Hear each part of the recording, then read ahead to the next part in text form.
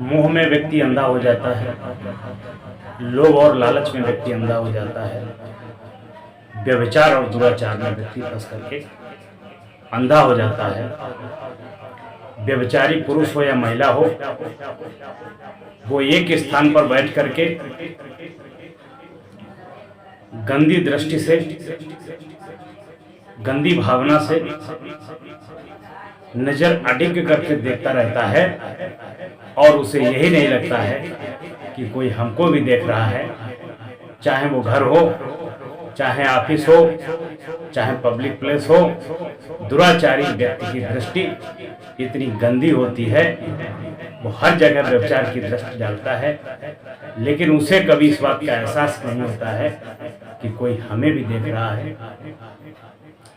लोभ लालच में फंस करके व्यक्ति इतने पाप कर्म करता है, इतने दुष्कर्म करता है, चोरी करता है, दुनिया के अनैतिक कृत्य करता है, लेकिन मोह माया के चक्कर में वो जान ही नहीं पाता है कि हमसे कितना पाप हो रहा है।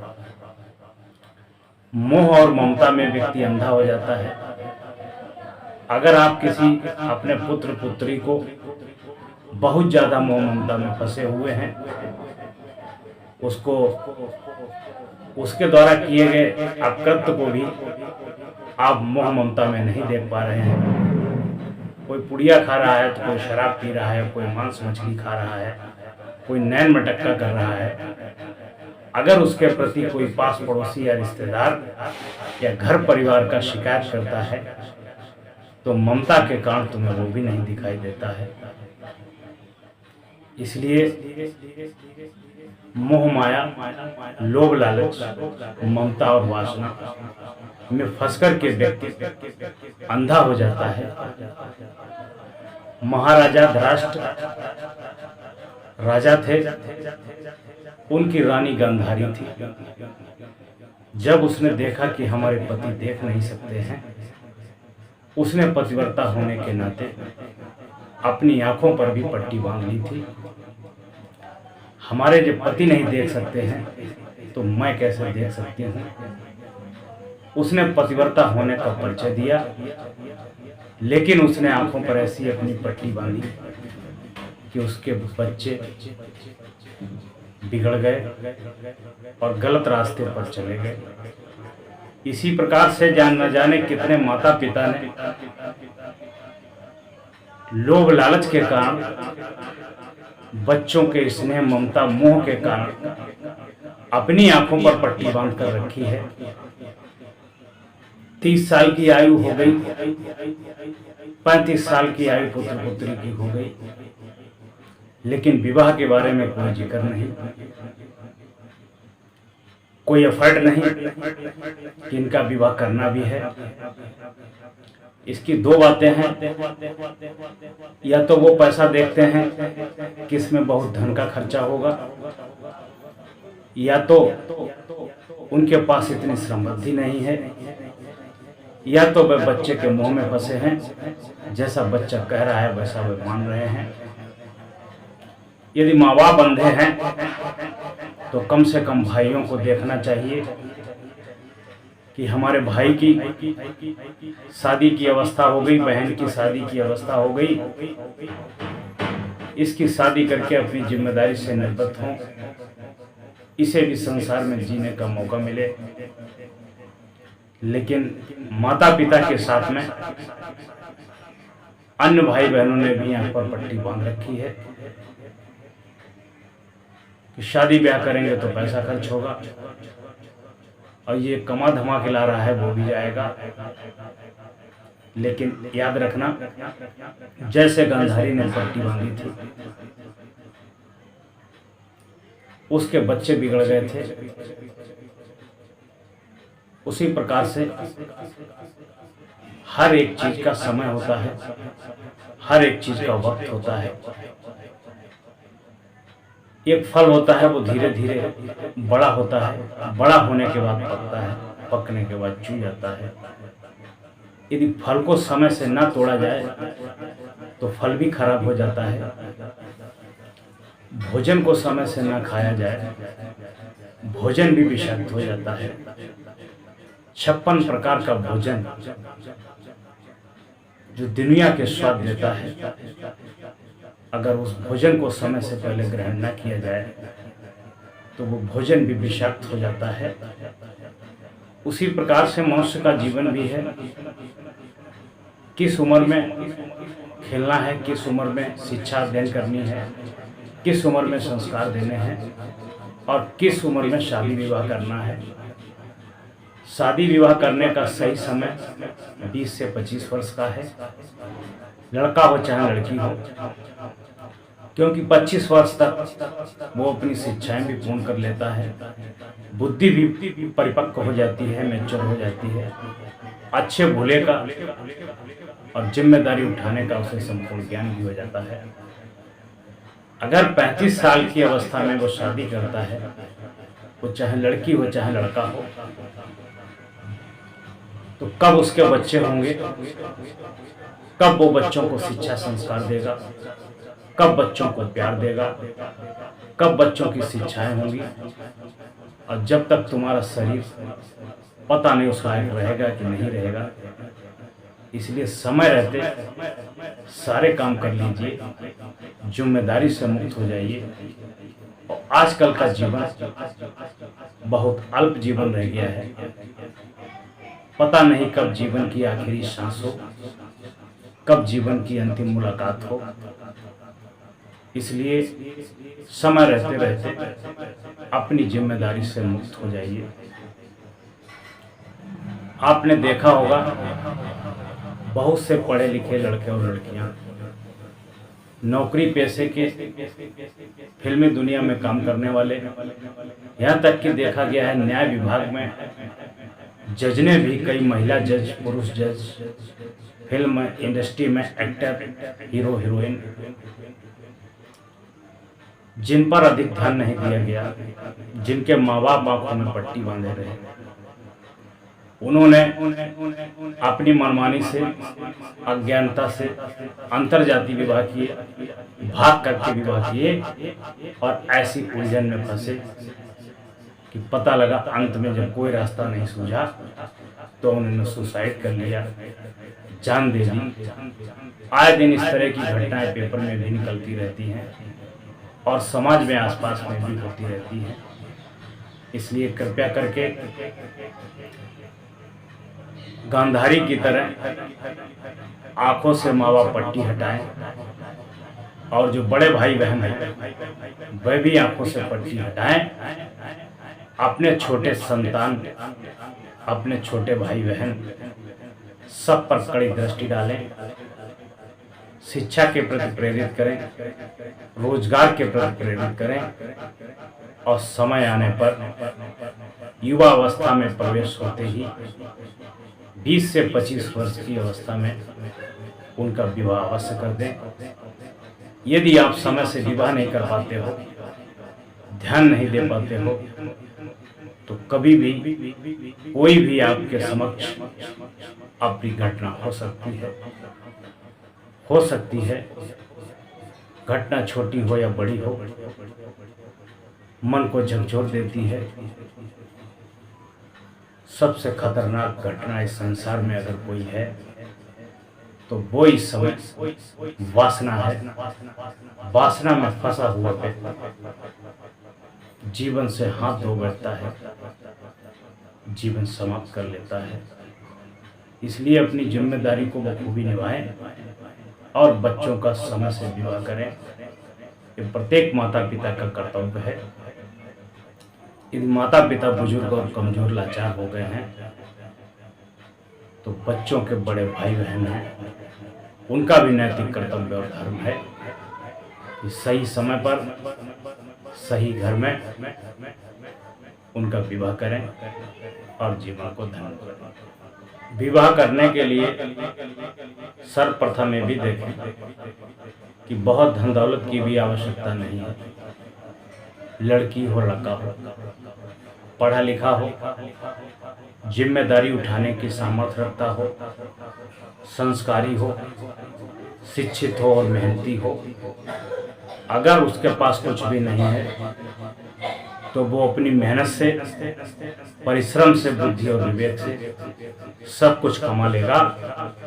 यदि उसके पास दुनिया की खुरापात और बुराइयां हैं, नशा करने की आदत, जुआ खेलने की आदत, शराब पीने की आदत, व्यभिचार करने की आदत, जो उसके माँ बाप ने कमा के दिया है उसे भी मिटा देगा। इसलिए जहाँ बेटी का विवाह करिए, उस गांव में, उस शहर में पहले से व्यक्ति आपके परिचित हों, ताकि उन लोगों के माध्यम से आप समझ सकें कि लड़के में क्या गुण है, क्या अवगुण है, क्या उसकी प्रॉपर्टी है, क्या उसका कमाने खाने का जरिया है। इसी प्रकार से लड़की का भी होना चाहिए कि क्या परिवार की जिम्मेदारी उठा सकती है, क्या परिवार को संभाल सकती है। बहुत से शराबियों को देखा गया है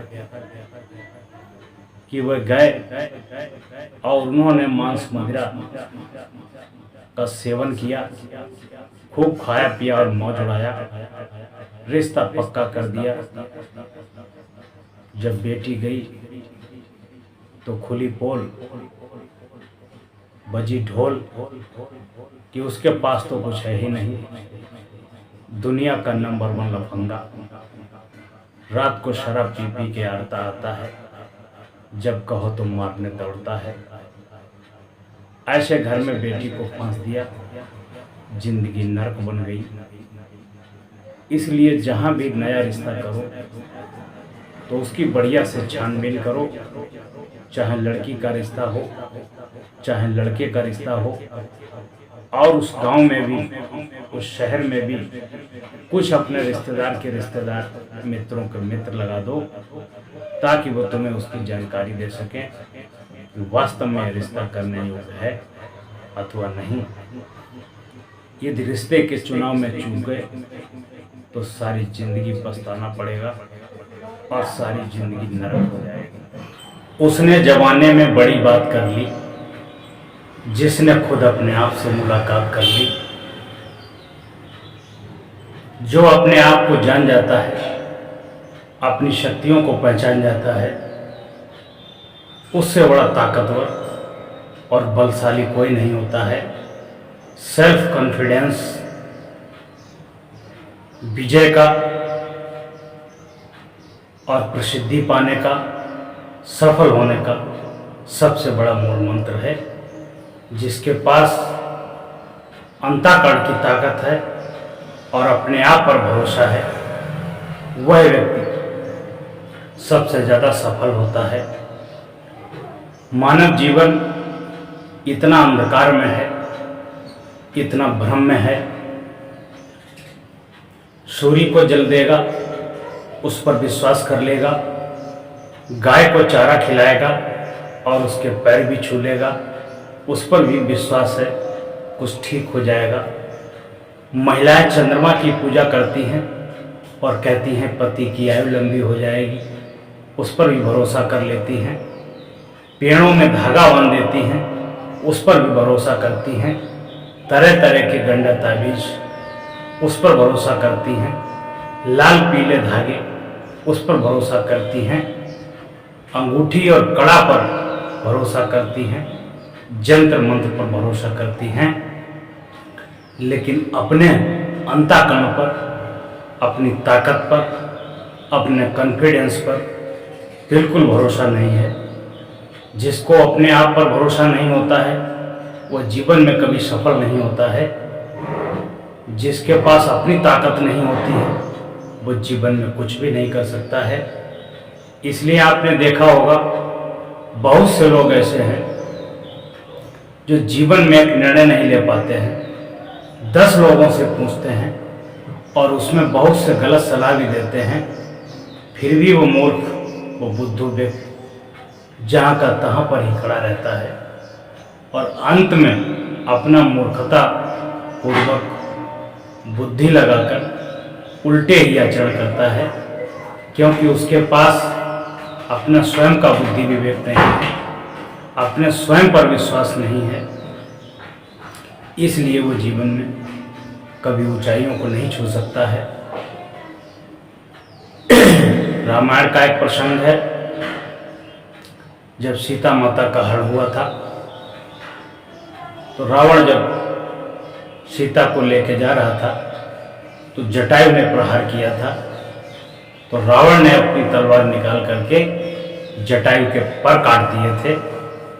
और जब राम लक्ष्मण सीते की खोज करते करते आए, उन्होंने देखा कि जटायु मरा पड़ा हुआ है। जटायु को उठाया और उसका खून साफ किया। उससे पूछा कि हे गिद्धराज, तुम्हारे साथ ये क्या घटना हुई है।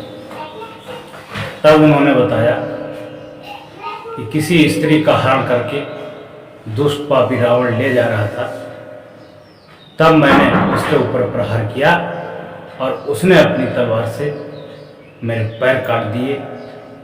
अब मैं जीने लायक नहीं रहा हूँ, अब मैं मोक्ष धाम को जाता हूँ। तो राम ने कहा कि वो नारी कोई और नहीं थी, वो हमारी धर्मपत्नी सीता थी। गिद्धराज ने कहा कि आपकी गोद में, आपके हाथों में हंसते हंसते मेरी मृत्यु हो रही है और मैं जाकर के स्वर्ग में आपको पिता को बताऊंगा कि आपकी पुत्र वधू का हरण हुआ है, राम व्याकुल हैं, उनको बचाने के लिए मेरी मृत्यु हुई है। राम ने अपनी दृढ़ संकल्प इच्छा और आत्मबल और विश्वास से कहा कि हमारे पिता दशरथ को ऐसी सूचना मत देना, यदि ऐसी सूचना दोगे तो वह वहाँ व्यथित और परेशान होंगे कि हमारा पुत्र संकट में था, हमारी पुत्र वधू भी हरण हो गई है। उसके बदले में मैं राम को मारकर राम के मुख से स्वयं अपने पिता को बतवाऊंगा कि तुम्हारे बेटे राम ने क्या किया और क्या उनकी वीर गाथाएं थी।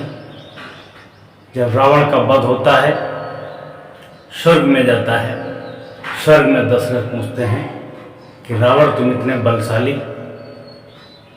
इतने बलवान, इतने धनवान, इतने बुद्धिमान, तुम्हारी कैसे मृत्यु हुई और तुम कैसे आए। फिर रावण भगवान राम की पूरी गाथा सुनाता है और बताता है कि आपके बेटे राम ने मुझे स्वर्ग धाम पहुंचाया है, ऐसी ऐसी गलतियां की हैं, ऐसे ऐसे मुझे यहाँ तक आना पड़ा। तो कहने का भाव है कि भगवान राम छोटे से मामूली से साधु सन्यासी थे। उनको पता भी नहीं था कि उनकी पत्नी को रावण हर के ले गया है। वो इतना बलशाली कि उनका एक पुत्र भी इंद्र को बांध के लाया था, काल को स्वयं अपनी कुर्सी से बांध कर रखा था और उन्होंने अपने कॉन्फिडेंस से कह दिया कि मैं रावण को मारकर ही रावण के मुख से अपनी गाथा अपने पिता तक पहुंचाऊंगा। इसलिए समय निकाल करके थोड़ा अपने बारे में चिंतन और मनन करिए और अपने आप को, अपनी शक्तियों को पहचानिए कि मैं कौन हूँ और क्या कर सकता हूँ और क्या कर रहा हूँ। अपनी शक्तियों का सही उपयोग करिए, सही क्षेत्र में उनका यूज करिए, आपकी दिन प्रतिदिन उन्नति होती रहेगी। दूसरों की अलम दलाली करते करते, दूसरों की चापलूसी करते करते एक दिन आपका अस्तित्व मिट जाएगा, आपका समाज में वर्चस्व खत्म हो जाएगा, आपका घर का कुत्ता भी आपकी बात नहीं मानेगा। आप सबसे गिरे हुए, सबसे नीच क्वालिटी के व्यक्ति कहलाओगे। इसलिए अपने अंतःकरण को, अपनी स्वयं की शक्तियों को जागृत करिए और कार्य पर फोकस करके अपने लक्ष्य को प्राप्त करिए।